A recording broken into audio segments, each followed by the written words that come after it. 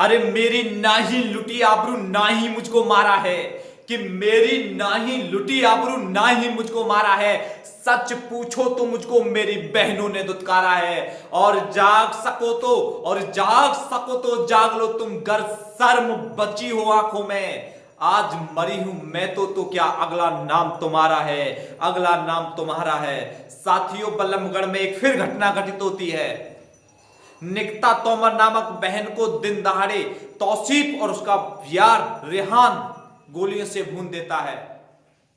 मेरे आखिर एक बात समझ नहीं आती है कि बहन बेटियों पर इतने अत्याचार होते हैं, फिर भी सरकारों के कान तक नहीं खुलते हैं। क्यों? और सरकारों की छोड़ दीजिए, एक बहन अपनी बहन दूसरी बहन का दर्द सुनने के लिए राजी नहीं है, तैयार नहीं है। आखिर कब तक?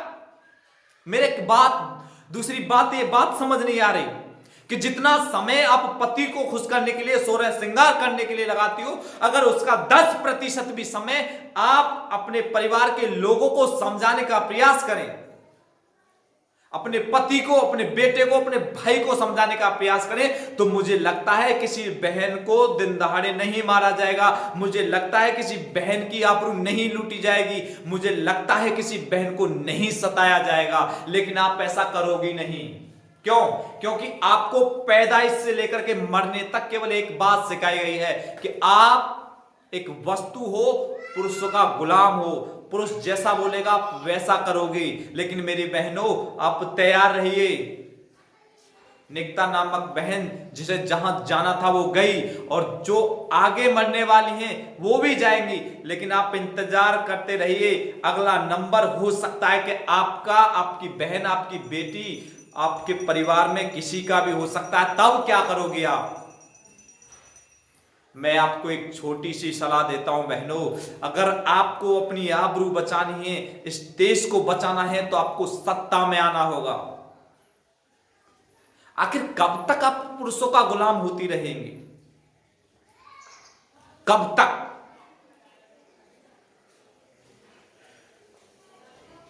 अधिकांश पुरुषों के शर्म लिहाज बिल्कुल समाप्त हो चुकी है। और जिन संगठनों से आप जुड़ी हुई है ना, आज तक मुझे कोई एक ऐसा संगठन नहीं, महिला सशक्तिकरण संगठन बन गया, महिला उद्धारक संगठन बन गया, जितने संगठन बनाए सारे के सारे संगठन बना दिए, लेकिन कोई एक ऐसा संगठन बताइए जिसने एक बहन के लिए आवाज उठाने का प्रयास किया हो। कोई एक ऐसा संगठन बताइए। नहीं किया होगा, नहीं कर सकते, क्योंकि आपको केवल और केवल राजनीति में चमचागिरी के लिए तैयार किया जाता है, पुरुषों की गुलामी के लिए तैयार किया जाता है। आखिर क्या? ये कब तक? मेरे समझ में एक बात समझ नहीं आती है कि हमारा देश जा कहां रहा है। मुझे लगता, पहले बोलते थे कि देश सोने की चिड़िया है, लेकिन कैसे मान लें देश महापुरुषों की भूमि है? कैसे मान लें महापुरुषों की भूमि है? कैसे मान लें सोने की चिड़िया है, जहां दिन प्रतिदिन, प्रत्येक घंटे, प्रत्येक क्षण बहनों के साथ बलात्कार होता हो, बहनों को मारा जाता हो दिन दहाड़े? क्या उस देश को सोने की चिड़िया कहा जा सकता है? क्या उस देश को महापुरुषों की भूमि कहा जा सकता है? नहीं कहा जाएगा। और ना ही मैं तो कतई भी नहीं कह सकता, ना ही कहूंगा, ना कह सकता। ऐसा देश, जिस देश में बहनों के साथ बलात्कार करने में लोग संकोच नहीं करते, उसे एक उपाधि के नाम से मशहूर करने का प्रयास करते हैं, क्या उस देश को सोने की चिड़िया और महापुरुषों की भूमि कह सकते हैं हम लोग? साथियों, कहने के लिए बहुत बड़ी बातें हैं। घटना ये एक ही नहीं, उसके पास, उसके जस्ट समय के अनुसार मेरठ में भी एक महिला को काट करके 15 टुकड़े करके एक बोरी में भर करके कचरे में डाल दिया जाता है।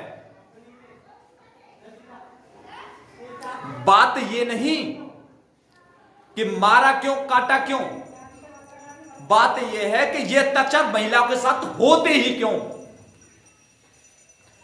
आखिर जब एक बेटी को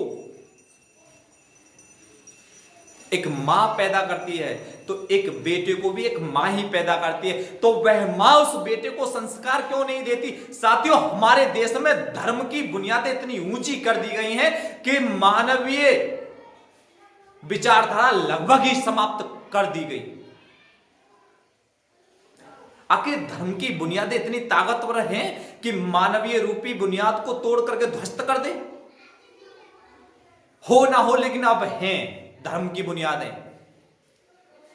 पूरी जिंदगी बुर्खा पहन करके पुरुषों से छुपने का प्रयास किया, पूरी जिंदगी पुरुषों के कहने पर बुर्खा पहना तुमने, लेकिन कभी किसी बहन के लिए आवाज उठाने का प्रयास किया? और नहीं किया और ना कर सकती हो, करोगी नहीं यार, क्योंकि आपके अंदर इतनी क्षमता नहीं।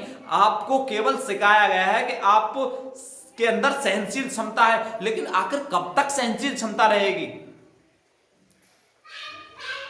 वो कहते हैं कि मरता क्या ना करता, जब आपके ऊपर आए तब आवाज उठाने का प्रयास करो। तो आप क्या करोगे आवाज उठा करके? आप आवाज उठाओगे, दूसरा नहीं उठाएगा, दूसरी नहीं उठाएगी, तो फिर क्या करोगे भाई तुम? तो मेरा आप सभी के, मैं आपको एक बात और बता रहा हूं भाई, अक्सर बातें चलती रहती हैं कि बहन बेटियों को कोख में मार क्यों दिया जाता है। बहन बेटियों को कोख में इसलिए नहीं मारा जाता कि दहेज देना पड़ेगा। बहन बेटियों को कोख में इसलिए मारा जाता है कि कहीं कोई हवसी कुत्ता हमारी बहन, हमारी बेटी और हमारी मां के साथ बलात्कार करके उसकी इज्जत को तार तार ना कर दे। साहब, मुझे वो दो पंक्तियां याद आती हैं जब एक बेटी मरते समय अपनी मां से कहती है कि नहीं लुटती यहां आबरू, ना मुझ पर वार किया होता, कि नहीं लुटती यहां आबरू, ना मुझ पर वार किया होता। गर पापा के कहने पर मां मुझको कोख में मार दिया होता, गर पापा के कहने पर मां मुझको कोख में मार दिया होता, मुझे कोख में मार दिया होता। साथियों, समय मैं ज्यादा बड़ी वीडियो नहीं बनाऊंगा। साथियों, आपसे विनम्र निवेदन है, विनम्र अनुरोध है कि आप बहनों के लिए आवाज उठाएं। कहीं ऐसा ना हो कि आप बहन बेटियों के लिए आवाज ना उठाएं तो एक समय ऐसा आ जाए कि इस भारत में पुरुष ही रह जाए, महिलाओं का नामो निशान मिट जाए, तो तब आप क्या करोगे? साथियों, आपसे विनम्र निवेदन है और अनुरोध है कि आप अपने घर में अपने भाइयों को, अपने परिवार के सदस्यों को ऐसे संस्कार दें जिससे ऐसी घटनाओं को पुनः न दोहराया जा सके। और मुझे मेरा फिर महिलाओं से अनुरोध है बहनों कि जब तक आप अपने हाथ में हथियार नहीं उठाओगे तब तक आपके साथ ऐसा शोषण, ऐसा अत्याचार होता रहेगा। और इसका एक और उपाय है, वो है आप सत्ता अपने हाथ में लो। अगर पुरुष के हाथों में सत्ता रहेगी तो आपके साथ और आपकी बहनों के साथ, आपकी माओं के साथ बलात्कार ऐसे ही होते रहेंगे, ऐसे ही आप मारे जाओगे।